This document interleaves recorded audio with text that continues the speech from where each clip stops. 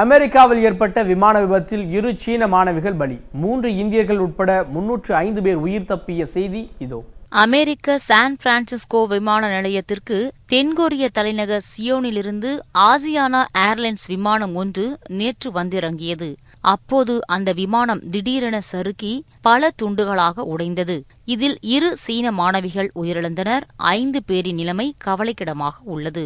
44 பேர் படுகாயமடைந்திருக்கிறார்கள். விமானத்திலிருந்து பயணிகள் கீழே அருகில் போடப்பட்டிருந்த மெத்தைகள் மீது குதித்து 3 இந்தியர்கள் உட்பட 305 பேர் அதிர்ஷ்டவசமாக உயிர் தப்பினர்.